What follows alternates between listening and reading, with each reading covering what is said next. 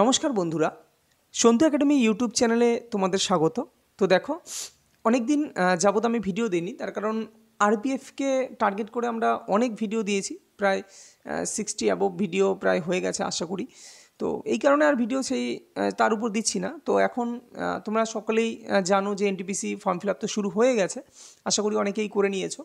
হ্যাঁ, তো আর এনটিপিসি যে রিলেটেড অনেক ভিডিও আছে, মানে কোথায় কি জোন বা কি প্রেফারেন্স, এগুলো তো প্রচুর ভিডিও আছে ইউটিউবে, তোমরা সেখান থেকে দেখে নিয়ে তোমরা ঠিকঠাকভাবে প্রেফারেন্সগুলো দিও।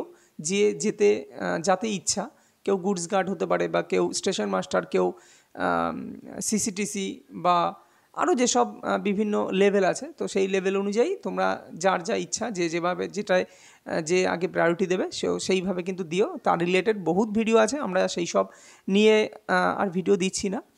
তো এনটিপিসিকে টার্গেট করে কিন্তু এবার আমরা চলবো। আবার যখন সামনে গ্রুপ ডি দেবে, তখন আমি সায়েন্স পার্টটা তোমাদের কভার করে দেবো, কেননা আমি যে সেটগুলো দেবো এখন, সেগুলো কিন্তু শুধুমাত্র এনটিপিসি না, সেটা গ্রুপ ডি রিলেটেডও কিন্তু হবে। ক্লিয়ার? কেননা শুধু তফাৎটা এইখানেই যে গ্রুপ ডিতে সায়েন্স পার্টটা একটু বেশি থাকে, অনেকটাই বেশি থাকে, যেখানে এনটিপিসিতে দেখা যাবে খুবই কম। দেখা যাবে সায়েন্স থেকে তোমাকে খুব বেশি হলে চারটে কোশ্চেন পাবে, খুব বেশি হলে এটা বললাম 4 থেকে 5টা কোশ্চেন পাবে। সেখানে তুমি দেখা যাবে গ্রুপ ডিতে 25টা কোশ্চেন সায়েন্স থেকেই থাকে। তো যখন group D form fill up শুরু হবে, তখন আমি সায়েন্সের তোমাদের সেরকমভাবেই পড়িয়ে দেবো। ওকে, তো চলো আজকে ফার্স্ট যে প্র্যাকটিস আমরা করাবো, সেই প্র্যাকটিস সেট 1, তো সেটা নিয়ে আলোচনা করি। এবং তোমরা জানো আমি কিভাবে পড়াই, তো যারা জানো না তারা দেখলেই বুঝতে পারবে। এবং যদি ভালো লাগে তো চ্যানেলটিকে সাবস্ক্রাইব করে দিও। এবং আমাদের যে সন্তু একাডেমি যে টেলিগ্রাম চ্যানেল, সেখানে তোমরা কিন্তু জয়েন করে নিতে পারো, সেখানে আমি পিডিএফ প্রোভাইড করে দেবো। ওকে, চলো তাহলে আজকে ফার্স্ট কোশ্চেন কী আছে দেখো। বলছে কোন পঞ্চবার্ষিকী পরিকল্পনার সময় কি বলছে, ভারত একটি মিশ্র অর্থনীতি বেছে নিয়েছিল। চতুর্থ পঞ্চবার্ষিকী পরিকল্পনা নাকি দ্বিতীয়, নাকি তৃতীয়, নাকি প্রথম পঞ্চবার্ষিকী পরিকল্পনা? তো রাইট অ্যান্সার কি? Right answer option number B, দ্বিতীয় পঞ্চবার্ষিকী পরিকল্পনার সময় কিন্তু ভারত এই মিশ্র অর্থনীতি মানে কি দেখো, প্রথম পঞ্চবার্ষিকী পরিকল্পনা অ্যাকচুয়ালি তোমার কৃষির উপর জোর দেওয়া হয়েছিল, যেটা হচ্ছে তোমরা জানো হ্যারোড ডোমার মডেলের উপর ভিত্তি করে। যেখানে দ্বিতীয় যে পঞ্চবার্ষিকী পরিকল্পনা, এটা কিন্তু মহলানবিশ মডেলের উপর ভিত্তি করে এই দ্বিতীয় পঞ্চবার্ষিকী পরিকল্পনা কিন্তু শুরু হয়েছে। এবং সেখানেই কিন্তু এই দ্বিতীয় পঞ্চবার্ষিকী পরিকল্পনায় কিন্তু এই মিশ্র অর্থনীতি, এই যে কথাটা, অর্থাৎ সেখানে কৃষি এবং শিল্প, কৃষির উপর একটু কম জোর দিয়ে শিল্পের উপর জোর দেওয়া হয়েছিল। এবং এই পরিকল্পনার মানে দ্বিতীয় পঞ্চবার্ষিকী পরিকল্পনাতেই কিন্তু তোমার এই বোকারো স্টিল প্ল্যান্ট, তারপরে ধরো দুর্গাপুর স্টিল প্ল্যান্ট বা ভিলাই, এগুলো কিন্তু তৈরি করা পরিকল্পনা হয়েছিল। আর কোন কোন মডেল সেটা তো বললাম, যে প্রথম পঞ্চবার্ষিকী পরিকল্পনা হচ্ছে হ্যারোড ডোমার মডেলের উপর ভিত্তি করে, এবং দ্বিতীয় পঞ্চবার্ষিকী পরিকল্পনা হচ্ছে মহলানবিশ মডেলের উপর ভিত্তি করে। দেখো একটা জিনিস বলে দিই, যদি আমি চাই খুব কম টাইমে তোমাদের ম্যাক্সিমাম তথ্য দিতে, তো হয়তো একটু তাড়াতাড়ি বলি। তোমরা যদি মনে করো স্পিড এটা বেশি হচ্ছে, তাহলে একটু স্পিড কমিয়ে তোমরা ভিডিও দেখতে পারো। আর যদি মনে হয় তোমাদের কাছে কারোর কাছে স্লো হচ্ছে, তাহলে তোমরা স্পিড বাড়িয়েও দেখে নিতে পারো। আর প্রথম এই যে পঞ্চবার্ষিকী পরিকল্পনা, এই যে টার্মটা, সেটা সংবিধানে কোন সংবিধান থেকে, মানে কোন দেশ থেকে আমাদের সংবিধানে নেওয়া হয়েছিল? তোমরা আশা করি সকলেই জানো, রাশিয়ার সংবিধান থেকে কিন্তু এই যে পঞ্চবার্ষিকী পরিকল্পনা বা 5 ইয়ার প্ল্যানিং যে টার্মটা, সেটা কিন্তু রাশিয়ার সংবিধান থেকে কিন্তু নেওয়া হয়েছে। পরবর্তী কোশ্চেন দেখো, বলছে এপিজে আব্দুল কালাম কি বলছে, এপিজে আব্দুল কালাম কত সালে ভারতরত্ন পুরস্কারে ভূষিত হন? 1981, 1990, 1997, নাকি 1995? তো রাইট অ্যান্সার হচ্ছে তোমার হচ্ছে 1997। ওকে, 1997 সালে কিন্তু তিনি তোমার ভারতরত্ন পুরস্কারে ভূষিত হন। ক্লিয়ার? নেক্সট দেখো, আচ্ছা এইখানে একটা জিনিস বলে দিই, এই যত সম্ভব তোমরা একটু দেখে নিও, 1990 সালে তিনি কিন্তু পদ্মবিভূষণ কি পদ্মভূষণ, এটাতেও কিন্তু তিনি ভূষিত হন। হ্যাঁ, পদ্মবিভূষণ তিনি অ্যাকচুয়ালি দেখো, তিনি ভারতরত্ন পেয়েছিলেন, তিনি পদ্মভূষণ পেয়েছিলেন, তিনি কিন্তু পদ্মবিভূষণও পেয়েছিলেন। তো পরীক্ষায় এরকমও কোশ্চেন দিতে পারে যে নিচের কোন ব্যক্তি যিনি পদ্মভূষণ এবং ভারতরত্ন 3টি পুরস্কারেই ভূষিত হয়েছিলেন? তো তখন APJ Abdul Kalam. Next question, বলছে ভারতে জাতীয় পঞ্চায়েতি রাজ দিবস এটি কবে পালিত হয়? দেখো ভীষণই গুরুত্বপূর্ণ একটা কোশ্চেন।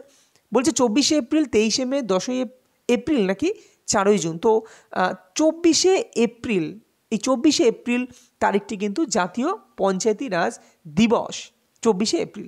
এবার এইখানে এর সম্বন্ধে দুটো কথা বলি। প্রথম কথা হচ্ছে পঞ্চায়েতি রাজ প্রথম শুরু হয় কিন্তু কি রাজস্থান থেকে, ঠিক আছে, রাজস্থান থেকে। এবং যদি বলি এই যে ভারতের জাতীয় পঞ্চায়েতি রাজ দিবস, এই দিবসটা চালু হয়েছিল কত সাল থেকে? তো পরীক্ষায় এটাও কিন্তু পরীক্ষায় এর আগে গ্রুপ ডিতে এসছে যে 2010 সাল থেকে, 2010 সাল থেকে, অর্থাৎ 2010 সালের এই 24শে এপ্রিল। দেখো প্রত্যেকটা অ্যান্সারের পিছনে কিছু না কিছু কাহিনী থাকে, তো যদি কাহিনীটা মনে রাখো তাহলে দেখবে তোমাদের জিনিসটাও মনে থাকবে। 2010 সাল থেকে শুরু হয়েছিল এবং তার 24শে এপ্রিল এই দিনটি থেকে কিন্তু এই পঞ্চায়েতি রাজ দিবস কিন্তু চালু হয়েছিল এবং তখন থেকেই এই 24শে এপ্রিল এই দিনটি কিন্তু জাতীয় পঞ্চায়েতি রাজ দিবস হিসাবে পালিত হয়। যদি বলা হয় যে এই যে পঞ্চায়েতি রাজ যে ব্যাপারটা, সেটা সংবিধানে কবে থেকে গৃহীত হয়? তো মনে রেখো সংবিধানে গৃহীত হয় কিন্তু 1992, 1992 সালের কততম সংবিধান সংশোধনের মাধ্যমে? এটাও পরীক্ষা দেয়। 73তম সংবিধান সংশোধনের মাধ্যমে কিন্তু 1992 সালে কিন্তু এটা সংবিধানে পাশ করা হয়েছিল। ক্লিয়ার? সংবিধানে গৃহীত হয় মানে সংবিধানে কিন্তু এটা পাশ হয়েছিল। কিন্তু যদি বলা আইনটি কার্যকর হয় কত সাল থেকে, দেখো যেমন কোশ্চেন দেবে তেমন অ্যান্সার হবে, তো খুব সাবধানে পড়বে। কার্যকর হয়েছিল কিন্তু 1993। ক্লিয়ার? সংবিধান দেখো আজকে কোনো কিছু পাশ হলেই যে কালকেই কার্যকর হয়ে যাবে তা না। সেটা কার্যকর হতে কোনো কিছু পাশ করা সহজ, পাশ করাও সহজ না, বাট পাশ হলেও ইমপ্লিমেন্ট করা কিন্তু অতটাও সহজ না। ইমপ্লিমেন্ট করলে তবে সেটা মেনলি কাজ হবে। তো 1993 24শে এপ্রিল কিন্তু এটাকে কার্যকর করা হয়েছিল। ক্লিয়ার? এবং পরীক্ষায় এটাও আসতে পারে যে এই যে 2010 সালে যে পঞ্চায়েতি রাজ দিবস পালন করা হয়েছিল প্রথম 2010 সালে 24শে এপ্রিল, তখনকার সময় প্রধানমন্ত্রী কে ছিলেন? ভারতের প্রধানমন্ত্রী ছিলেন তখন মনমোহন সিং। এটা কিন্তু পরীক্ষায় আসে, মনমোহন সিং ছিলেন তখন ভারতের প্রধানমন্ত্রী। ক্লিয়ার? তো এইটুকু আপাতত তোমাদের জানলে, তবু যদিও আরও অনেক কিছু আছে।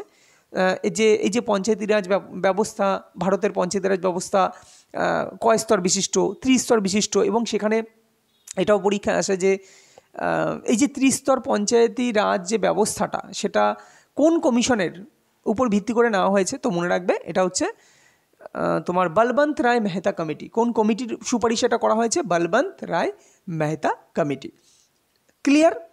নেক্সট কোশ্চেন দেখো, বলছে নিচের কোন সংস্থা দ্বারা বিশ্ব বই ও কপিরাইট দিবস এই দিনটি আয়োজন করা হয়? কোন সংস্থা দ্বারা? ইউনিসেফ, ইউনেস্কো, হু নাকি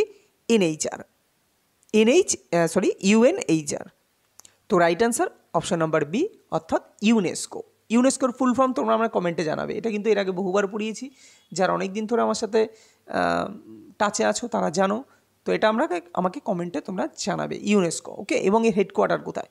আচ্ছা, তাহলে বিশ্ব বই ও কপিরাইট দিবস এই যে দিনটি আয়োজন করে কে? ইউনেস্কো। প্রথম অ্যান্সার তোমরা জানলে যে ইউনেস্কো এটা আয়োজন করে। এবার এখান থেকে কয়েকটা জিনিস বলি। আচ্ছা, প্রথম কথা হচ্ছে যেটা খুব আসে যে বিশ্ব বই ও কপিরাইট দিবস এই দিনটি, কোন দিনটি পালন করা হয়? তো মনে রাখবে এটা হচ্ছে 23শে এপ্রিল। যেমন 24শে এপ্রিল কি বললাম? 24শে এপ্রিল হচ্ছে পঞ্চায়েতি রাজ দিবস, জাতীয় পঞ্চায়েতি রাজ দিবস। সেরকমভাবে 23শে এপ্রিল এই দিনটি কিন্তু বিশ্ব বই এবং কপিরাইট দিবস হিসেবে পালন করা হয়। এবং এটা কোন সংস্থা পালন করে? ইউনেস্কো। ক্লিয়ার? প্রথম কথা। আচ্ছা, এবার এগুলোর উপর কিন্তু থিম আসে যে 2000, যেমন এটা কিন্তু অ্যাকচুয়ালি 2019-এ যে পরীক্ষা হয়েছিল, এই 2019-এ না 21-এ পরীক্ষা হয়েছিল, তো 21-এ কিন্তু দিয়েছিল একটা কোশ্চেন যে বিশ্ব বই কপিরাইট দিবসের 2021-এর থিম কী ছিল? তো মনে রাখো কেননা পুরনোও কিন্তু দেয়।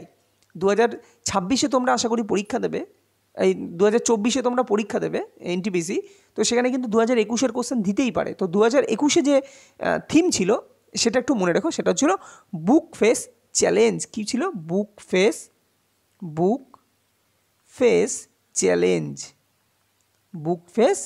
চ্যালেঞ্জ। ক্লিয়ার? এটা কিন্তু থিম ছিল 2021-এর থিম। তাহলে এই বছরের থিম কি সেটা তোমাদের জেনে রাখতে হবে। আর ইউনেস্কোর ফুল ফর্ম তো তোমাদের বললাম, ঠিক আছে, বলে দিচ্ছি। নাও তোমরা কমেন্টেও লিখতে পারো, লিখলে তোমাদেরই হবে United Nations Educational, Scientific and Cultural Organization. Clear? আচ্ছা, এইখানে একটা জিনিস দেয় যে ইউনেস্কো কত সালে প্রতিষ্ঠিত হয়েছিল। তো মনে রাখবে 1945, 1945 সালের যত সম্ভব 16ই নভেম্বর। এটা একদম রাইট, যত সম্ভব না, 16ই নভেম্বরই হয়েছিল। 1945 সালের 16ই নভেম্বর কিন্তু ইউনেস্কো প্রতিষ্ঠা পায়। ক্লিয়ার? চলো নেক্সট কোশ্চেন। বলছে কোন তারিখে বিশ্ব হিন্দি দিবস, কোন তারিখে বিশ্ব হিন্দি দিবস পালিত হয়? 10ই জানুয়ারি, 10ই ফেব্রুয়ারি, 10ই এপ্রিল নাকি 10ই জুন? তো বিশ্ব হিন্দি দিবস 10ই জানুয়ারি কিন্তু পালিত হয় কি বিশ্ব হিন্দি দিবস। ক্লিয়ার? আচ্ছা, এইখানে তেমন কিছু বলার নেই, তবে এটা পরীক্ষা দিতে পারে যে কোন সালে বিশ্ব হিন্দি দিবস কোথায় পালিত হয়। যেমন 2018-তে পালিত হয়, এটা যে পরপর প্রতি বছর পালিত হয় এরকম কোনো ব্যাপার না। তো যেমন 2018-তে, এইটা একটা জিনিস আমি শুধু বলে রাখি তোমাদের যে যে প্রথম বিশ্ব হিন্দি দিবস কোথায় পালিত হয়েছে, তো সেটা কিন্তু ভারতের নাগপুরে কিন্তু প্রথম বিশ্ব হিন্দি দিবস পালিত হয়। এবং অ্যাকচুয়ালি এটা কাকে উদ্দেশ্য করে পালিত হয়েছে, এটা অ্যাকচুয়ালি হিন্দিকে টার্গেট করে, মানে ভারতের যে হিন্দি লিটারেচার সেটাকে টার্গেট করে কিন্তু এটা অ্যাকচুয়ালি পালিত হয়েছে যে ইন্দিরা গান্ধীর তোমার তার একটা কারণে, ইন্দিরা গান্ধীর কিছু একটা কারণে কিন্তু এটা অ্যাকচুয়ালি পালিত হয়। চলো পরবর্তী কোশ্চেন দেখো। বলছে 1922 সালে গান্ধীজি কর্তৃক অসহযোগ আন্দোলন প্রত্যাহার করার প্রধান কারণ কী ছিল?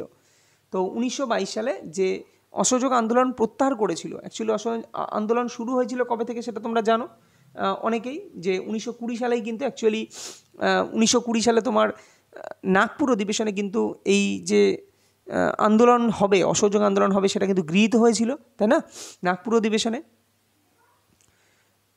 আর তাহলে কী কারণে এটা প্রত্যাহার করা ছিল 1922 সালে? বলছে উত্তরপ্রদেশের চৌরি চৌরায় জনতার পুলিশ স্টেশনে আগুন লাগিয়ে দেওয়া, নাকি গান্ধীজির গুরুতর অসুস্থ, নাকি লক্ষ্যমাত্রা অর্জনের মধ্য দিয়ে আন্দোলন সম্পন্ন হয়, নাকি গান্ধীজি গ্রেপ্তার হন এবং আন্দোলন বন্ধ করতে বাধ্য হন? তো রাইট অ্যান্সার অপশান নাম্বার এ, উত্তরপ্রদেশের চৌরি চৌরায় জনতার পুলিশ, মানে জনতা এবং পুলিশ, এখানে জনতার পুলিশ না, জনতা এবং মানে জনতা অ্যাকচুয়ালি কী করেছিল, পুলিশ স্টেশনে আগুন লাগিয়ে দিয়েছিল এবং সেখানে কয়েকজন পুলিশ মারা গিয়েছিল। এবং এই ঘটনার পরিপ্রেক্ষিতেই কিন্তু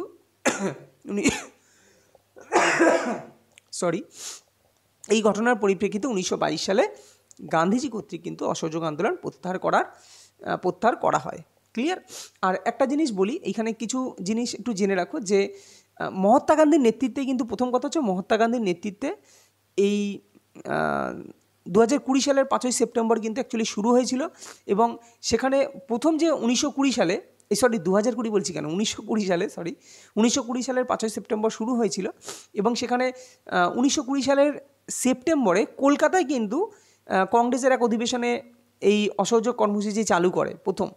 তারপরে কিন্তু তোমার এই নাগপুর অধিবেশনে, এর সাথে মনে রাখবে এই যে অসহযোগ আন্দোলন যে আন্দোলনটা, সেটা কিন্তু অ্যাকচুয়ালি নাগপুর অধিবেশনের সাথে জড়িত। তো এটা একটু মনে রেখো, কী অধিবেশন বললাম, নাগপুর অধিবেশনের সঙ্গে কিন্তু একটু জড়িত। ক্লিয়ার? এবং পরীক্ষায় এটাও আসে যে এই যে অসহযোগ আন্দোলনের এর প্রতীক কী ছিল, তো মনে রাখবে খেদা, এর প্রতীক ছিল খাদি এবং চরকা, খাদি এবং চরকা। তো এই অসহযোগ আন্দোলনের প্রতীক কী ছিল, খাদি এবং চরকা, এটা কিন্তু একটু মনে রেখো। আর অ্যাকচুয়ালি কী কারণ ছিল সে তো তোমরা জানোই, যে অস্পৃশ্যতা, সমাজ থেকে অস্পৃশ্যতা দূরীকরণ, এটারই অ্যাকচুয়ালি এর মূল লক্ষ্য ছিল। আর একটা ছিল স্বদেশি দ্রব্য গ্রহণ, যার মধ্যে চরকা, বুনন, এইসব বা বিদেশি যে নীতিগুলো বা স্বদেশি এই বিদেশি ইয়েগুলো বর্জন করা, ঠিক আছে, বিদেশি যেসব দ্রব্য বর্জন করা। এবং এর সাথে সাথে আর একটা তথ্য দিয়ে রাখি, এই যে চৌরি চৌরা, উত্তরপ্রদেশের যে চৌরি চৌরায় ঘটনা, সেটা হচ্ছে অ্যাকচুয়ালি গোরখপুর জেলায়, ঠিক আছে, গোরখপুর জেলায় কিন্তু এই ঘটনাটা হয়েছিল। Next question. বলছে কোন শহর স্বর্ণ চতুর্ভুজ হাইওয়ে নেটওয়ার্কের অংশ নয়? ভীষণ গুরুত্বপূর্ণ কিন্তু কোশ্চেন এটা, পরীক্ষায় বহুতবার এসছে, গ্রুপ ডি বলো, একবার এনটিপিসি বলো, দুটোতেই এসেছিল। তো হায়দ্রাবাদ, কলকাতা, দিল্লি, মুম্বাই, তো মনে রাখবে কলকাতা, দিল্লি, মুম্বাই এই তিনটেতে জড়িত। আর একটা জড়িত হচ্ছে তোমার হচ্ছে কলকাতা, এদিকে হচ্ছে কলকাতা এই দিকটা, দিল্লি, মুম্বাই, আর নিচে যে শহরটা জড়িত এর সাথে, তোমার নামটা কি, চেন্নাই, চেন্নাই হচ্ছে নিচের দিকে চেন্নাই। তার মানে দেখো এখানে মনে করো এখানে কলকাতা, ঠিক আছে, এটা দিল্লি, তারপরে হচ্ছে এই মুম্বাই, এই হচ্ছে চেন্নাই। তো এইটা যেহেতু একটা চতুর্ভুজের মতো কোয়াড্রিল্যাটারাল, তাই এটাকে বলছে স্বর্ণ চতুর্ভুজ। তো এটা একটা বিশাল বড় হাইওয়ে নেটওয়ার্ক, যেখানে 6 লেন 6 লেনের তোমার রাস্তা হবে। তো রাইট অ্যান্সার কী হবে? রাইট অ্যান্সার হায়দ্রাবাদ কিন্তু এই নেটওয়ার্কের অংশ নয়। এবার কোশ্চেন দেয়, দেখো এখান থেকে অনেক কটা কোশ্চেন দেয়, যে ফার্স্ট কোশ্চেন যেটা ফার্স্ট কোশ্চেন, যে এর যে দৈর্ঘ্যটা, এর টোটাল দৈর্ঘ্যটা কত কিলোমিটার, স্বর্ণ চতুর্ভুজের দৈর্ঘ্যটা কত কিলোমিটার? তো মনে রাখবে 5846 মিটার। এই যে স্বর্ণ চতুর্ভুজের টোটাল দৈর্ঘ্য 5846 মিটার। এটা কিন্তু মনে রেখো, এটা খুব দিতে পারে ডেটা ভিত্তিক, বা 3633 মাইল, বা 3000, এটা হচ্ছে মিটার, কিলোমিটার, এটা কিলোমিটারে, আর 3633 এটা হচ্ছে মাইলে। ক্লিয়ার? এটা হচ্ছে মাইলে। আর আরেকটা কোশ্চেন দেয় যে এটা কটা রাজ্য এবং কেন্দ্রশাসিত অঞ্চলের উপর দিয়ে গেছে, এই যে স্বর্ণ চতুর্ভুজ। তো তোমরা যদি ম্যাপটা একটু ফলো করো তা দেখবে এটা 12টি রাজ্য, 12টি স্টেট, আর একটা কেন্দ্রশাসিত, কেননা দিল্লি যেহেতু আছে, এই যে দিল্লিটা আছে, তা দিল্লি যেহেতু কেন্দ্রশাসিত অঞ্চল, তার মানে একটা তোমার হচ্ছে ইউনিয়ন টেরিটরি, ওকে, ইউটি, একটা ইউটি, এবং 12টা স্টেটের উপর দিয়ে কিন্তু এটা গেছে। এবং যদি এখানে আরেকটা কোশ্চেনও দেয় যে যে স্বর্ণ চতুর্ভুজ নেটওয়ার্ক হাইওয়ে, এটা কে এটা ইনোগ্রেট করেছে? ইনোগ্রেট তো না, কে এটা প্রকল্পটাও মানে এনেছিলেন কে? ইনোগ্রেট করা তো সে যে ইনোগ্রেট করে সেটা এই রিসেন্টলি ইনোগ্রেট হয়েছিল, যত সম্ভব 2022 না কত সালে এরকমই হবে, 2001 সাল থেকে, 22 কেন বলছি, 2001 সাল থেকে এরকম হবে। অ্যাকচুয়ালি স্বর্ণ চতুর্ভুজ যেটা প্রকল্পের উদ্বোধন করেছিলেন যিনি, তিনি হচ্ছেন অটল বিহারী বাজপেয়ী। নামটা কিন্তু মনে রাখো, ভীষণ গুরুত্বপূর্ণ। স্বর্ণ চতুর্ভুজ হাইওয়ে নেটওয়ার্কের অ্যাকচুয়ালি সঙ্গে জড়িত কে ছিলেন? অটল বিহারী বাজপেয়ী, তিনি কিন্তু উদ্বোধন করেছিলেন। ওকে, এবং কাজ আনুষ্ঠানিকভাবে কাজ অ্যাকচুয়ালি শুরু হয়েছিল 2001 সাল থেকে, 2001 সাল থেকে কাজ শুরু হয়েছিল, কিন্তু এটা যে তোমার চালু হয়েছিল, এটা চালু হয়েছিল যত সম্ভব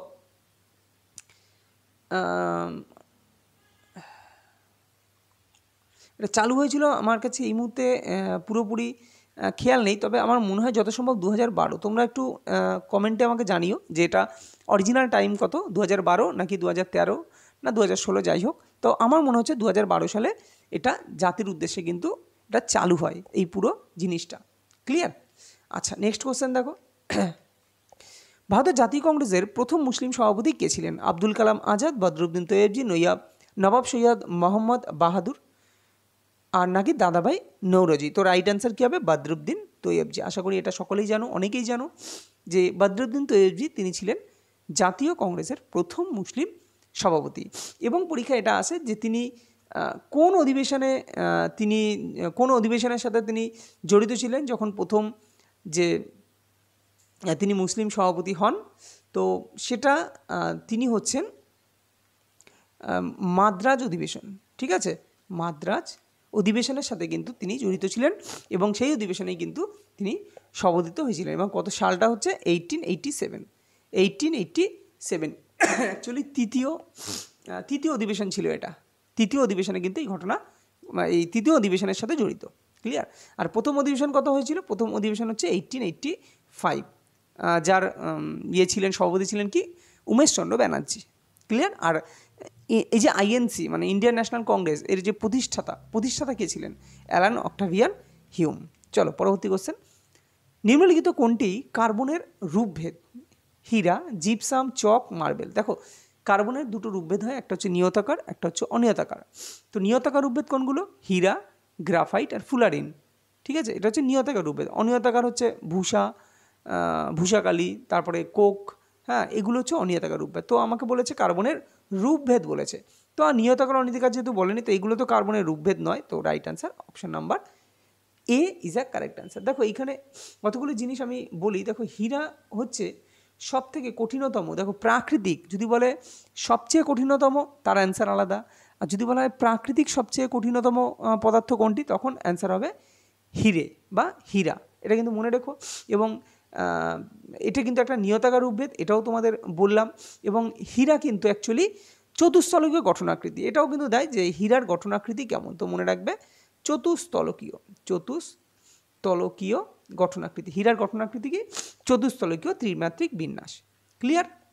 আর এর সাথে একটু বলে দিই গ্রাফাইট, গ্রাফাইটটা কিন্তু অ্যাকচুয়ালি ধাতুর মতো না হলেও এটা কিন্তু পরিবাহী, ঠিক আছে। গ্রাফাইট কিন্তু ধাতব পরিবাহী, ক্লিয়ার, কেননা এর মধ্যে মুক্ত ইলেকট্রন থাকে।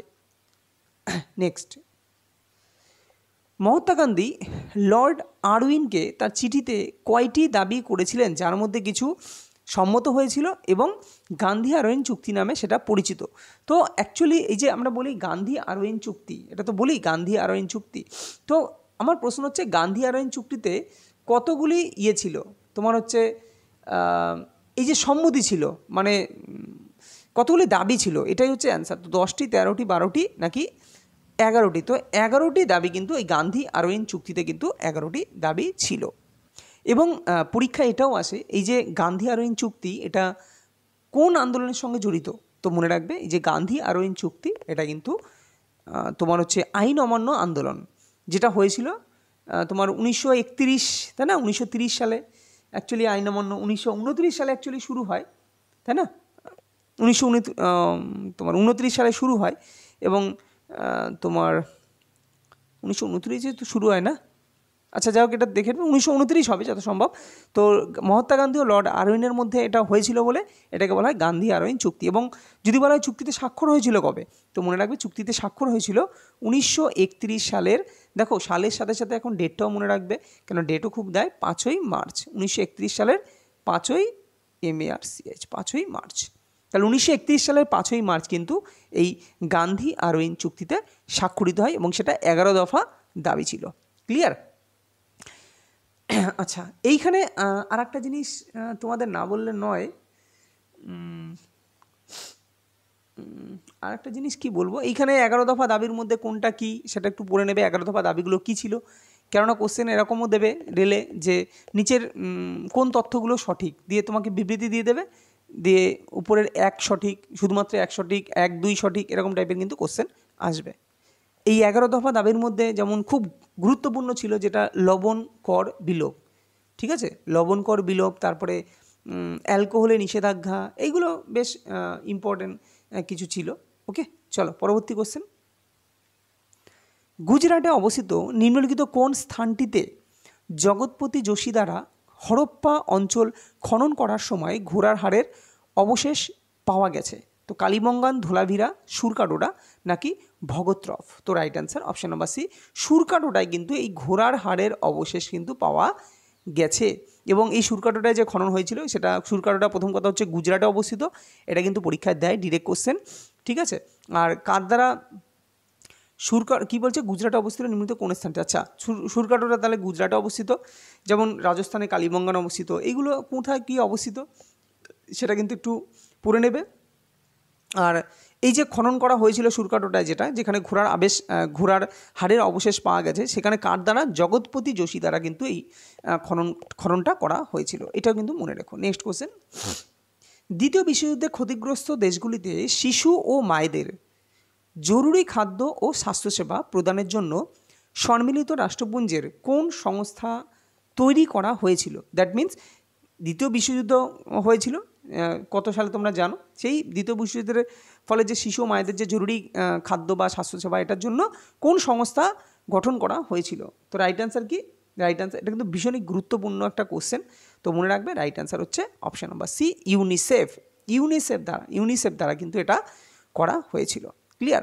এবং এদের যে প্রত্যেকটার হেডকোয়ার্টার, তো হেডকোয়ার্টারগুলো কোথায় অবস্থিত এগুলো কিন্তু ভালো করে জেনে নিও, এগুলো ভীষণই গুরুত্বপূর্ণ কোশ্চেন যে কার কোথায় হেডকোয়ার্টার অবস্থিত, ক্লিয়ার। আচ্ছা, এইখানে হু সম্বন্ধে একটু বলি। হু তো তোমরা জানো বিশ্ব স্বাস্থ্য সংস্থা এবং একটা মানে ওয়ার্ল্ড হেলথ অর্গানাইজেশন। এবং এই যে হু অ্যাকচুয়ালি প্রতিষ্ঠিত হয়েছিল কত, যেটা হচ্ছে 1948 সালে 7ই এপ্রিল। এই দেখো প্রত্যেকটা বললাম না, প্রত্যেকটার পিছনে কাহিনী আছে। এই যে 1948 সালের 7ই এপ্রিল তো হু অ্যাকচুয়ালি প্রতিষ্ঠা হয়েছিল, আর হু হচ্ছে বিশ্ব স্বাস্থ্য সংস্থা, এই জন্য বিশ্ব স্বাস্থ্য দিবস পালন করা হয় এই 7ই এপ্রিল। তা 7ই এপ্রিল হচ্ছে বিশ্ব স্বাস্থ্য দিবস, ক্লিয়ার। আচ্ছা, এইখানে একটা জিনিস বলে রাখি, হুয়ের সদর দপ্তর কোথায়? সুইজারল্যান্ডের জেনেভাতে অবস্থিত। সেরকমভাবে আইএমএফ কি? আইএমএফ হচ্ছে একটা তোমার আইএমএফের পুরো নাম হচ্ছে তোমার কী বলে, ইন্টারন্যাশনাল মনিটারি ফান্ড। মানে ইন্টারন্যাশনাল যেটা আন্তর্জাতিক মুদ্রা তহবিল। তো এটা অ্যাকচুয়ালি কিসের জন্য তোমার, আচ্ছা কিসের জন্য সে তো জানোই, সেটা তো তোমরা সকলেই জানো, কিন্তু এটা আইএমএফটা কোথায় আছে? আইএমএফটা হচ্ছে এর সদর দপ্তর কোথায়? মার্কিন যুক্তরাষ্ট্রের ওয়াশিংটন ডিসিতে অবস্থিত। আইএমএফের সদর দপ্তর কোথায়? মার্কিন যুক্তরাষ্ট্রের ওয়াশিংটন ডিসিতে। আর ইউনেস্কো তো তোমরা জানো, ইউনেস্কো ফ্রান্সের প্যারিসে অবস্থিত। ক্লিয়ার? কে কোন সালে অবস্থিত এটা কিন্তু ভালো করে পড়ো। ইউনেস্কো এর আগেও বললাম 1945 সালে 16ই হচ্ছে তোমার 16ই নভেম্বর, তাই না? 1945 1945-এর 16 নভেম্বর হচ্ছে ইউনেস্কো প্রতিষ্ঠা হয়েছিল।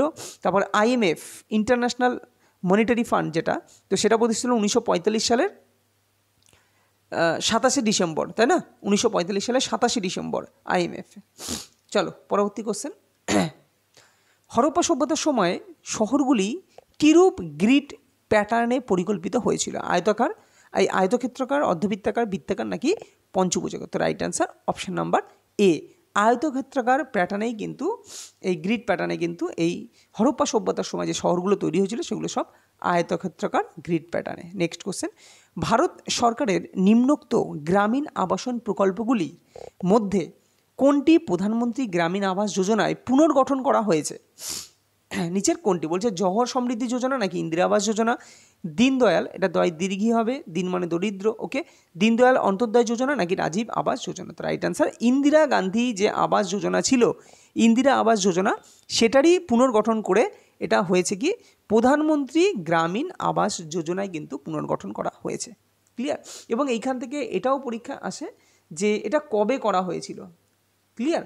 এটা কিন্তু পরীক্ষা আসে যে কবে এই যে তোমার প্রধানমন্ত্রী আবাস মানে ইন্দিরা আবাস যোজনাটা, এটা প্রধানমন্ত্রী আবাস যোজনায় পরিবর্তন করা হয়েছিল কত সালে, এটা তোমরা কমেন্টে আমাকে জানাবে। Next question. বলছে বিশ্বের ব্যস্ততম সমুদ্রপথ কোনটি? উত্তর প্রশান্তীয় মহাসাগরীয় পথ নাকি দক্ষিণ প্রশান্ত মহাসাগরীয় পথ নাকি উত্তর আটলান্টিক সমুদ্রপথ নাকি কেপ অফ গুড হোপ সমুদ্রপথ? তো right answer option number C, উত্তর আটলান্টিক সমুদ্রপথ। এটা হচ্ছে বিশ্বের সবচেয়ে ব্যস্ততম সমুদ্রপথ বন্দর। ক্লিয়ার? বিশ্বের সবচেয়ে ব্যস্ততম সমুদ্রপথ বন্দর হচ্ছে উত্তর আটলান্টিক সমুদ্রপথ বন্দর।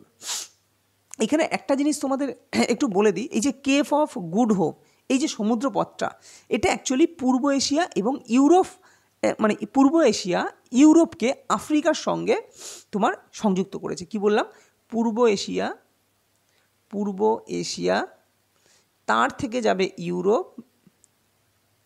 ইউরোপ এবং সেইখান থেকে হচ্ছে আফ্রিকা। তো এটা একটু মনে রাখো যে দিতে পারে যে পূর্ব এশিয়ার সঙ্গে ইউরোপ হয়ে আফ্রিকার সঙ্গে সংযুক্ত করেছে কোন সমুদ্রপথ? তো মনে রেখো কেপ অফ গুড হোপ সমুদ্রপথ। ক্লিয়ার? Next question. ভারত কবে প্রথম পারমাণবিক বোমা পরীক্ষা করেছিল? প্রথম পারমাণবিক বোমা পরীক্ষা করেছিল কত সালে? তো রাইট অ্যান্সার কী হবে? রাইট অ্যান্সার 1974 সালে। এটা তো মনে রাখা স্বাভাবিক, এর জন্য অপশনগুলো আর বললাম না, কেননা তোমরা জানো স্মাইলিং বুদ্ধা, তাই না? স্মাইলিং বুদ্ধ যেটা, তো 1974 সালে কিন্তু ভারতের প্রথম যে পারমাণবিক বোমা, সফল পারমাণবিক বোমা পরীক্ষা এটা করে এবং অপারেশনের নাম ছিল কি স্মাইলিং বুদ্ধা। এটা একটু লিখে দিলাম, আশা করি তোমরা সকলেই জানো স্মাইলিং বুদ্ধা। তো স্মাইলিং বুদ্ধা হচ্ছে ভারতের প্রথম পারমাণবিক পরীক্ষার সাথে কিন্তু জড়িত। ক্লিয়ার? এবং কোথায় হয়েছিল এটা? রাজস্থানে কিন্তু তোমার পোখরান এলাকায় কিন্তু এই ঘটনাটা, এই টেস্টটা হয়েছিল রাজস্থানের পোখরান এলাকায়। ঠিক আছে? আচ্ছা, এর সাথে একটা জিনিস দেয় যে দ্বিতীয় যে পারমাণবিক যে তোমার পরীক্ষাটা হয়েছিল তার নাম কি? তো তার নাম মনে রাখো অপারেশন শক্তি। এটা কিন্তু একটু মনে রেখো, দ্বিতীয় পারমাণবিক পরীক্ষা হচ্ছে অপারেশন শক্তি। ক্লিয়ার? আচ্ছা, এর সাথে আর তেমন কিছু এখানে বলার নেই।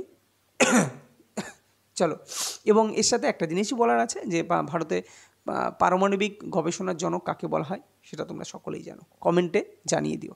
Next question. কোন দেশ 2023 সালে এশিয়ান কাপ ফুটবল টুর্নামেন্ট আয়োজন করেছিল? তো এশিয়ান কাপ ফুটবল টুর্নামেন্ট আয়োজন করেছিল কোন দেশ? দক্ষিণ কোরিয়া, ভারত, চীন, জাপান? তো right answer option number C, চীন কিন্তু 2023 সালে এশিয়ান কাপ ফুটবল টুর্নামেন্ট আয়োজন করে। Next question. 42তম সংশোধনীর মাধ্যমে কোন নতুন রাষ্ট্রনীতির নির্দেশমূলক নীতি সংবিধানে নিযুক্ত করা হয়েছিল? 42তম সংশোধনীর মাধ্যমে বলছে নিশি জাতীয়, আচ্ছা নেশা জাতীয় হবে। তো বলছে নেশা জাতীয় পানীয় মাদকদ্রব্য সেব নিষিদ্ধকরণ নাকি সমান ন্যায় বিচার বিনামূল্যে আইনি সহায়তা, দেশগুলোর মধ্যে আন্তর্জাতিক শান্তি ও নিরাপত্তা প্রচার, নাকি রাষ্ট্রের আয় মর্যাদা সুবিধা অন্যান্য সুযোগের ক্ষেত্রে বৈষম্য। তো রাইট আনসার কী হবে? Right answer option number B, সমান ন্যায় বিচার ও বিনামূল্যে যে আইনি সহায়তা, এটা কিন্তু 42তম সংশোধনীর মাধ্যমে কোনো নতুন মাধ্যমে কিন্তু এই যে রাষ্ট্রনীতির মানে নির্দেশমূলক যে নীতি তার মধ্যে এটা যুক্ত করা হয়েছিল কি? সমান ন্যায় বিচার ও বিনামূল্যে আইনি সহায়তা। কোশ্চেন নাম্বার 19, একটি কম্পিউটারে দূরবর্তী লগ ইন সুবিধা কি? এফটিপি, আরটিপি, টেলনেট নাকি এইচটিটিপি? তো রাইট আনসার টেলনেট। একটি কম্পিউটারে দূরবর্তী লগ ইনের সুবিধা হচ্ছে টেলনেট। ক্লিয়ার? এটা একটা গুরুত্বপূর্ণ কোশ্চেন। এর সাথে সাথে এইচটিটিপি, যার ফুল ফর্ম এটা পরীক্ষা আসে, যে হাইপার টেক্সট ট্রান্সফার প্রোটোকল। ঠিক আছে, হাইপার টেক্সট ট্রান্সফার প্রোটোকল এটা কি? তো এটা মনে রাখবে, এটা একটা ইন্টারনেটের ডেটা ট্রান্সফারের মেরুদণ্ড। কি বললাম? এটা হচ্ছে ইন্টারনেটের ডেটা যে ট্রান্সফার হয় তার একটা মেরুদণ্ড হচ্ছে হাইপার টেক্সট ট্রান্সফার প্রোটোকল। আর আরটিপিটা কি? আরটিপি হচ্ছে রিয়েল টাইম প্রোটোকল। ঠিক আছে, রিয়েল টাইম প্রোটোকল। এবং এফটিপি কি? File transfer protocol. ক্লিয়ার? চলো নেক্সট কোশ্চেন। ভারতে কতগুলি সংস্থা সম্মিলিত জাতিপুঞ্জের অংশ? 28, 22, 12 নাকি 26? কি বলছে? সম্মিলিত জাতিপুঞ্জের অংশ কতগুলি সংস্থা? তো 26টা কিন্তু অংশ আছে, যেটা হচ্ছে সম্মিলিত জাতিপুঞ্জের কিন্তু সংস্থা, যেটা ভারতে অবস্থিত। তো ভীষণই গুরুত্বপূর্ণ একটা কোশ্চেন, কিন্তু ভারতে 26টা সংস্থা হচ্ছে সম্মিলিত জাতিপুঞ্জের অংশ। নেক্সট কোশ্চেন, কোন ভারতীয় মশলার জন্য ভারত সরকার মার্কিন পেটেন্টকে, এটা হবে পেটেন্ট নিশ্চয়ই তোমরা জানো, মার্কিন পেটেন্টকে চ্যালেঞ্জ করেছিল এবং তাদের এটি প্রত্যাহার করতে বাধ্য করেছিল।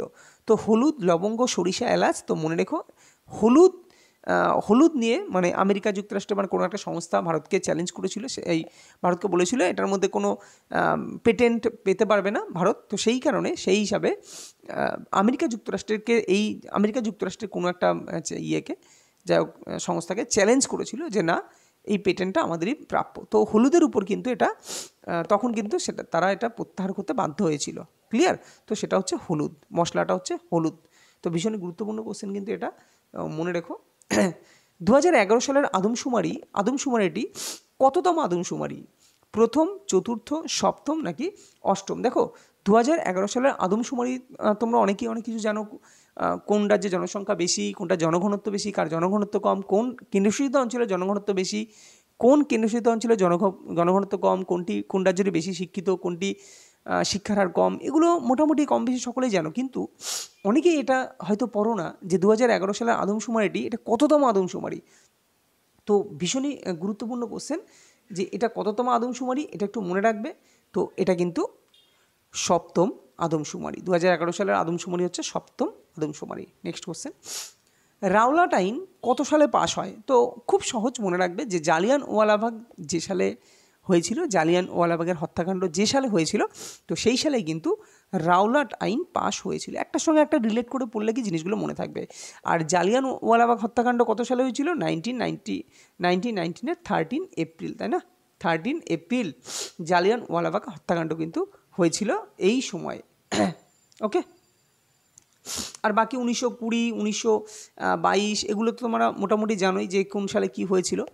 কেন্দ্র রাজ্য সরকার কোন জলাশয় উন্নয়ন ও ব্যবস্থাপনা কর্মসূচি বাস্তবায়ন করেছে? আরভারি পানি সংসদ, দেশসুধর, হরিয়ালি নাকি নিরুমিরু? তো মনে রাখবে হরিয়ালি, অর্থাৎ বলছে কেন্দ্র ও রাজ্য সরকার এই হরিয়ালি জলাশয় উন্নয়ন ও ব্যবস্থাপনা কর্মসূচি বাস্তবায়ন করেছে। তো সেই যে জলাশয়ের নামটা সেটা হচ্ছে হরিয়ালি জলাশয়। এই যে হরিয়ালি জলাশয় যে উন্নয়ন, এটা মূলত কিন্তু অ্যাকচুয়ালি গ্রাম পঞ্চায়েত লেভেলের একটা প্রকল্প। ঠিক আছে, গ্রাম পঞ্চায়েত লেভেলের প্রকল্পেই কিন্তু এটা জনগণের অংশগ্রহণে কিন্তু এটা অ্যাকচুয়ালি করা হয়েছিল। এবং এর মূল উদ্দেশ্য কী ছিল? সেচের উদ্দেশ্যে বৃষ্টির জলের তোমার বৃষ্টির জলকে সংগ্রহ এবং তোমার বৃক্ষরোপণ যে ব্যাপারটা, এর দীর্ঘমেয়াদী আয়ের উৎস থেকে বৃক্ষরোপণ করা, বা মানে অ্যাকচুয়ালি মোটামুটি কথা বৃষ্টির জলকে সংগ্রহ করা। ঠিক আছে, আচ্ছা, আর একটা জিনিস একটু বলি, এই যে নিরুমিরু, হ্যাঁ নিরুমিরু অ্যাকচুয়ালি 9 দীর্ঘই হবে।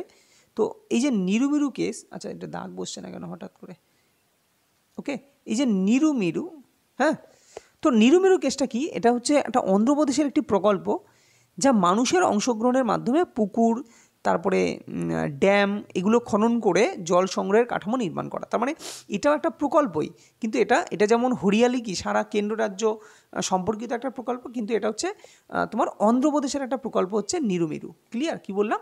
অন্ধ্রপ্রদেশের একটা প্রকল্প। আর আরভারি যে পানি সংসদ, এটা কিন্তু রাজস্থানের সাথে সম্পর্কিত। কি বললাম? আরভারি পানি সংসদ হচ্ছে রাজস্থান। তোমায় কিন্তু এগুলো ডিটেলসে এরমভাবে জানতে হবে।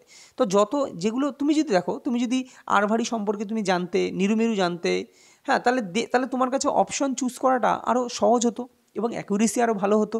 তো এই কারণে আমি কিন্তু এইভাবেই পড়াই, প্রত্যেকটা অপশন সম্বন্ধে তুমি জানবে এবং এর রিলেটেড আরও কিছু বিষয় কিন্তু আমি বলতে থাকবো। ক্লিয়ার? এইভাবেই কিন্তু আমাদের যে সেটগুলো হবে সেই সেট আপ পড়ানো হবে। চলো নেক্সট কোশ্চেন। তো নেক্সট কোশ্চেন কী আছে, খাদ্য শৃঙ্খলের তৃতীয় স্তরের নিচে কোনটি রয়েছে? মুখ্য খাদক। তৃতীয় স্তরের নিচে বলেছে, তাহলে সে রাইট অ্যান্সার একবারে বলে দিই, গৌণ খাদক। তো খাদ্য শৃঙ্খলের তৃতীয় স্তরের নিচে কি আছে? সেটা হচ্ছে গৌণ খাদক আছে। নেক্সট কোশ্চেন, খিলাফত আন্দোলনের নেতৃত্বে কে ছিলেন? শওকত আলী ও মোহাম্মদ আলী। শওকত আলী না আরমান আলী? শওকত আলী নাকি মুশারফ আলী, মুসাফির আলী নাকি আরমান আলী না মোহাম্মদ আলী? তো রাইট অ্যান্সার কী হবে? Right answer option A, Shaukat Ali ও মোহাম্মদ আলী ছিলেন খিলাফত আন্দোলনের নেতৃত্বে।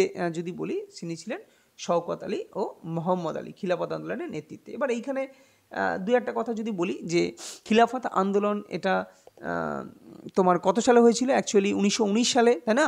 1919 সালে খিলাফত, তারপরে রাওলাট আইন পাস, তারপরে জালিয়ানওয়ালাবাগ হত্যাকাণ্ড, এগুলো সবই কিন্তু ওই সময় হয়েছিল। এবং যদি তার মানে খিলাফত আন্দোলনের নেতৃত্ব তো শওকত আলী মোহাম্মদ আলী বললামই। এবং এর সাথে আরও দু একটা কথা বলা যায়, যেমন যে খিলাফত আন্দোলন ধ্বংস হয়ে যায়, মানে শেষ হয়ে যায় কত সালে? তো মনে রাখবে 1924 সালে। 1924 সালে কী একটা কারণে যেন খিলাফত আন্দোলন তোমার ধ্বংস হয়ে যায়, সেটা পরে কোনো ভিডিওতে আমি বলবো অবশ্যই। নবকলেবর উৎসব কোন রাজ্যের সঙ্গে যুক্ত? তো এটা তো সকলেই জানো বলতে যারা যারা অনেক দিন ধরে আমার সাথে টাচে আছে, তো উড়িষ্যা, বহুবার পড়িয়েছি। নবকলেবর উৎসব কিন্তু এটা অ্যাকচুয়ালি উড়িষ্যার সাথে জড়িত। এবং উড়িষ্যার আরও যে উৎসব, পুরীর জগন্নাথ, বা যেখানে পুরীর জগন্নাথ মন্দির আছে, ওকে। রাজা রবি বর্মা তিনি কী হিসাবে বিখ্যাত ছিলেন? তো কবি, গণিতবিদ, গায়ক না চিত্রশিল্পী? তো right answer option number D, চিত্রশিল্পী। রাজা রবি বর্মা কিন্তু চিত্রশিল্পীর সঙ্গে জড়িত। কলকাতা হাইকোর্টের প্রথম প্রধান বিচারপতি কে ছিলেন? বার্নস, পিকক, সোমনাথ পণ্ডিত, তরুণ গগৈ নাকি কেউই নন? তো right answer option number A, Barnes Peacock তিনি ছিলেন কলকাতা হাইকোর্টের প্রথম প্রধান বিচারপতি। ক্লিয়ার? এবং যদি বলে শম্ভুনাথ, এখানে যদি দেখো কলকাতা হাইকোর্টের প্রথম বাঙালি প্রধান বিচারপতি বলতো, তখন কিন্তু অ্যান্সার হলো, বা ভারতীয়, হয় বাঙালি বলতো বা ভারতীয় যদি বলতো, তখন রাইট অ্যান্সার হতো শম্ভুনাথ পণ্ডিত। তো মনে রেখো, কলকাতা হাইকোর্টের প্রথম প্রধান বিচারপতি হচ্ছেন বার্নস পিকক, আর শম্ভুনাথ পণ্ডিত হচ্ছেন প্রথম ভারতীয় প্রধান বিচারপতি। ক্লিয়ার? কোথাকার? কলকাতা হাইকোর্টের। এবং যদি বলা হয় এখানে যে ভারতের প্রথম হাইকোর্ট কোথায় প্রতিষ্ঠিত হয়, তখনও অ্যান্সার হবে কলকাতায়। কলকাতায় কিন্তু ভারতের প্রথম হাইকোর্ট কিন্তু কলকাতায় স্থাপিত হয়। ক্লিয়ার? এবং আরেকটা জিনিস জেনে রাখো, যে এই যে কলকাতা হাইকোর্ট, এর পূর্বের আগের নাম কি ছিল? তো আগের নাম ছিল ফোর্ট উইলিয়াম হাইকোর্ট অফ জুডিকেচার। কি বললাম? ফোর্ট, নামটা শুনে রাখো, দেখো তোমরা নোট ডাউন করতে পারো, আমি খুব স্পষ্ট করে নামগুলো বলছি। Fort William High Court of judicature. Clear? Okay. আর এবং কত সালে এটা তোমার কি বলে চালু হয় বা খোলা হয়েছিল কত সাল থেকে? তো এটাও পরীক্ষা আসে 1862 সালের 1 জুলাই। ওকে, 1 জুলাই। তো 1862 সালের ফার্স্ট জুলাই কিন্তু এই কলকাতা হাইকোর্ট কিন্তু অ্যাকচুয়ালি কী হয়? চালু হয়। ক্লিয়ার? চলো পরবর্তী কোশ্চেন। ভারতে প্রথম আরটিআই আবেদন করেন কে? আরটিআই সম্বন্ধে তোমাদের সকলেরই কম বেশি ধারণা আছে, আরটিআইটা কী। ওকে, তো প্রথম আরটিআই আবেদন করেন কে? শহীদ রাজা বার্নি, অজয় পাণ্ডে, অজয় দেশমুখ নাকি বিজয় চৌধুরী? তো শহীদ রাজা বার্নি তিনি কিন্তু ভারতে প্রথম আরটিআই প্রথম আরটিআই আবেদন করেন হচ্ছে শহীদ রাজা বার্নি। এবং যদি পরীক্ষা আসে যে প্রথম আরটিআই কার্যকর হয়, আরটিআই যে আইনটা সেটা কার্যকর হয় কত সাল থেকে, তো মনে রাখবে যে 2005 সাল থেকে। বহুবার পরীক্ষা এসে, বিভিন্ন পরীক্ষা এসে 2005 সাল থেকে কিন্তু আরটিআই কার্যকর হয়। ক্লিয়ার? এবং সেটা মনে রাখো অক্টোবর, সালটা খেয়াল, এই ডেটটা মনে নেই, শুধু অক্টোবরের 2005 এটা একটু মনে রেখো যে অক্টোবরের 2005 থেকে কিন্তু আরটিআই কার্যকর হয়। এবং প্রথম যে আরটিআই সে আবেদন করেন হচ্ছে শহীদ রাজা বার্নি। ক্লিয়ার? যত সম্ভব 12ই অক্টোবর হতে পারে, একটু মনে হলো যত সম্ভব 12ই অক্টোবর হতে পারে, 2005-এর 12ই অক্টোবর কিন্তু এটা তোমার কার্যকর হয়। ক্লিয়ার? আচ্ছা, এইখানে একটা জিনিস বলি যেখানে দরকার, যে এই যে আরটিআই তো 2005-এর 12ই অক্টোবর তো আরটিআই কার্যকর হয়ে যায়, কিন্তু এতে আবার যেমন আমাদের অ্যামেন্ডমেন্ট হয় সংবিধানে, সেরকম এরও তো আবার চেঞ্জিং হতেই পারে না, সময় সাপেক্ষে চেঞ্জিং। তো প্রথমবার পরিবর্তিত ফর্ম মানে চেঞ্জিং হয়ে চালু হয় আবার 2011 সালে। 2011 সালে কিন্তু এর দ্বিতীয় একটা রিফর্ম হয়, এর মধ্যে রিফর্ম। আর এইখান থেকে একটা গুরুত্বপূর্ণ কোশ্চেন, যে কোন দেশ এই যে তথ্যের অধিকার আইন মানে রাইট টু ইনফরমেশন যাকে বলা হয়, তো তথ্যের অধিকার আইন পাশ করে কোন দেশ প্রথম? তো অ্যান্সার হচ্ছে সুইডেন। কি বললাম? সুইডেন দেশ কিন্তু এই যে তথ্যের অধিকার আইন বা আরটিআই প্রথম সংসদে পাশ করে কিন্তু সুইডেন। ক্লিয়ার? চলো পরবর্তী কোশ্চেন। দিন-ই-ইলাহি কে প্রবর্তন করেন? অশোক, আকবর, শাহজাহান, জাহাঙ্গীর। তো আকবর কিন্তু দিন-ই-ইলাহি প্রথম দিন-ই-ইলাহি প্রবর্তন করেন কে? আকবর। নিচের কোনটি গোদাবরী নদীর সবচেয়ে বড় উপনদী? প্রাণহিতা, পূর্ণা, ইন্দ্রাবতী, শবরী। তো সবকটাই তো গোদাবরীর উপনদী, কিন্তু সবচেয়ে বড় উপনদী হচ্ছে প্রাণহিতা। ভীষণ WBCS পরীক্ষা কিন্তু এই কোশ্চেন এসেছিল। আগামী এনটিপিসি বলো, এনটিপিসি তো জিকের মানে জিকে যে ভালো পারবে সে এনটিপিসিতে অনেক এগিয়ে থাকবে। ক্লিয়ার? আর কাট অফ খুব হাই যাবে, সে তুমি যে জোন থেকেই দাও না কেন। তুমি দেখো সেরকমভাবে জোন ওরভাবে সিলেকশন হয় না, কেননা তুমি এক ধরনের ভাবছো, যে সবাই তো ভাবছে না গুয়াহাটি, যেমন আমি যেটা মোটামুটি যেগুলো বুঝতে পারছি, গুয়াহাটি বা তোমার কিছু কিছু সেফ জোন আছে, তবে সেফ জোন এখনও ভালোই আছে, কিন্তু তার মধ্যে এরকম বলা যায় না। সবাই, তুমিও যেমন ভাবছো তার গুয়াহাটি করি, আরেকজনও ভাবছে গুয়াহাটি করি। তো ম্যাক্সিমাম ফোকাস করো পড়ার দিকে, চেষ্টা করো 80+ নাম্বার যেন থাকে, এবং 80+ শুধু না, এখন যা অবস্থা 90+ নাম্বার যেন থাকে, সেইভাবে টার্গেট করো। এবং সেটাকে পেতে গেলে তোমাকে জিকেতে খুব স্ট্রং হতে হবে। জিকে, ম্যাথ এবং রিজনিং, এই তিনটেই তো আছে। যাই হোক, জিকেতে খুব স্ট্রং হোক, কেননা 40-এ 40 পেলে মানে বিশাল ব্যাপার, এবং সেটা হবে 15 মিনিটে। ঠিক আছে? এইখানে তোমার টাইমটা অনেক বাঁচিয়ে ফেলতে পারবে। তো এই কারণেই বলছি জিকে খুব ভালো করে পড়ো। তো প্রাণহিতা হচ্ছে গোদাবরী সবচেয়ে বড় উপনদী, এবং গোদাবরীকে কী বলা হয়? দক্ষিণ ভারতের গঙ্গা, তাই না? ইউনেস্কোর তালিকায় প্রথম বিশ্ব ঐতিহ্যবাহী স্থান কোনটি? দার্জিলিং হিমালয়ান রেলওয়ে, গ্যালাপাগোস দ্বীপপুঞ্জ, মহাবোধি, এটা মহাবোধি টেম্পল। হ্যাঁ, একটু সিলি মিস্টেক আছে, দেখে নিও, মহাবোধি টেম্পল নাকি উপরের কোনোটিই নয়। তো মনে রেখো গ্যালাপাগোস দ্বীপপুঞ্জ, এইটা কিন্তু ইউনেস্কো যে ওয়ার্ল্ড হেরিটেজ যে তালিকা প্রকাশ করে, তো সেটা প্রথম যে বিশ্ব ঐতিহ্যবাহী স্থান হিসেবে পরিচিত হয় সেটা হচ্ছে গ্যালাপাগোস দ্বীপপুঞ্জ। আচ্ছা, তোমরা আমাকে কমেন্টে জানাও যে যে দ্বীপপুঞ্জটা এটা কোথায় অবস্থিত, এটা আমার কমেন্টে জানিও। গান্ধী সাগর বাঁধ কোন রাজ্যে অবস্থিত? মহারাষ্ট্র, হিমাচল প্রদেশ, রাজস্থান নাকি মধ্যপ্রদেশ? তো রাইট অ্যান্সার কী হবে? Right answer option number D, মধ্যপ্রদেশে কিন্তু এই গান্ধী সাগর বাঁধ কিন্তু অবস্থিত। নেক্সট কোশ্চেন বলছে, নিম্নের কোন বিদ্রোহকে ইংরেজরা শয়তানের বাতাস বলে অভিহিত করেছিলেন? ভীষণ গুরুত্বপূর্ণ কোশ্চেন, শয়তানের বাতাস। তো কোন বিদ্রোহের পর, একটু ভালো করে ভাবো, কোন বিদ্রোহের পর ইংরেজরা নড়েচড়ে বসেছিল, যে এবার মানে তাদের মাথায় ঢুকে গিয়েছিল যে এবার মনে হয় ভারত আর আমরা শাসন করতে পারবো না। তো মনে পড়ে 1857-র সিপাহী বিদ্রোহ, তাই কি না? সিপাহী বিদ্রোহ দেখে কিন্তু ইংরেজরা বুঝে গিয়েছিল যে আমাদের ভারতে আর বেশি আমরা থাকতে পারবো না বা শাসন করতে পারবো না। 1857 সিপাহী বিদ্রোহ কিন্তু এর জন্য ইংরেজরা তাকে নাম দিয়েছিল শয়তানের বাতাস। খুবই গুরুত্বপূর্ণ এরকম কোশ্চেন নিয়ে আসবো, যা তোমরা হয়তো কেউ শুনে থাকবে, কেউ হয়তো শুনে নাও থাকতে পারো। তো এর জন্য চ্যানেলটিকে সাবস্ক্রাইব করতে হবে কিন্তু, এবং জুড়ে থাকতে হবে। সর্দার সরোবর বাঁধ কোন নদীর উপর নির্মিত? গঙ্গা, ব্রহ্মপুত্র, যমুনা, নর্মদা। তো রাইট অ্যান্সার কী হবে? Right answer option number D, Narmada নদীর উপর কিন্তু এই সর্দার সরোবর বাঁধ কিন্তু অবস্থিত নর্মদা নদীর উপর। নিম্নলিখিত কোন জায়গাটি বক্সাইট উৎপাদনের জন্য বিখ্যাত? ভারতের কোন জায়গা? বলছে কালাহান্ডি, ধানবাদ, ভুবনেশ্বর নাকি উপরের কোনোটিই নয়। তো এই কালাহান্ডি এই যে জায়গাটায় মনে রাখবে উড়িষ্যা রাজ্যে অবস্থিত। তো উড়িষ্যা রাজ্যের এই কালাহান্ডি জায়গায়, ভুবনেশ্বর কিন্তু কেউ করো না, উড়িষ্যা রাজ্যের কালাহান্ডি জায়গায় কিন্তু এই বক্সাইট উৎপাদনে কিন্তু এখন সর্বপ্রথম বা বিখ্যাত। নেক্সট কোশ্চেন, নিচের কোনটি অন্যটির থেকে আলাদা? নিউমোনিয়া, যক্ষা, টিটেনাস নাকি ডায়রিয়া? তো রাইট অ্যান্সার কী হবে? Right answer option number D, অর্থাৎ ডায়রিয়া। এটা কিন্তু তোমার দেখো নিউমোনিয়া, যক্ষা, টিটেনাস এগুলো ব্যাকটেরিয়া ঘটিত রোগ, কিন্তু ডায়রিয়া হচ্ছে প্রোটোজোয়া ঘটিত রোগ, তাই না? তো এই কারণে এটাই অন্যদের থেকে আলাদা। মানবদেহের কোন অঙ্গ পিত্তরস উৎপন্ন করে? ক্ষুদ্রান্ত, অগ্নাশয়, যকৃৎ নাকি পাকস্থলী? তো যকৃৎ কিন্তু তোমার কি পিত্ত রস উৎপন্ন করে হচ্ছে যকৃৎ। নেক্সট, ইউআরএল কথার অর্থ কী? Uniform resource locator, uniform remote locator, universal remote land নাকি ইউনিভার্সাল রিসোর্স লোকেটর? তো এই টাইপের কম্পিউটার থেকে কিন্তু একটা ফুল ফর্ম থাকতে পারে। তো right answer uniform resource locator হচ্ছে ইউআরএল এর কথা। দেখো একটা জিনিস তোমাদের বলে রাখি, যে যদি তথ্য বেশি পেতে চাও তাহলে ভিডিও একটু লেন্দি হবে। তো লেন্দি হলে দেখবে তোমাদের সুবিধা হবে, হ্যাঁ, তোমরা তথ্য অনেক পাবে। তো আমাদের পরীক্ষা তো আবার এনটিপিসির সামনেই চলে আসবে, দেখতে দেখতেই সময় চলে যাবে। তো আমরা যত তাড়াতাড়ি পারবো আমরা অত্যাধিক তথ্য দিয়ে কিন্তু আমরা চেষ্টা করব ভিডিওকে একটা ভালো জায়গায় নিয়ে যেতে। ক্লিয়ার?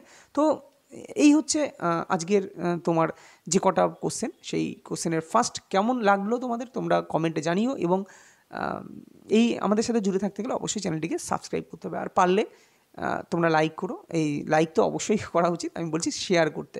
তো শেয়ার করো, একটু শেয়ার করলে আমরা উপকার হই, আরও তোমাদের আরও কয়েকজন সবার সাথে আমরা জুড়তে পারি। ঠিক আছে? তো দেখা হবে পরবর্তী কোনো ভিডিওতে। ততক্ষণ ভালো থেকো, সুস্থ থেকো।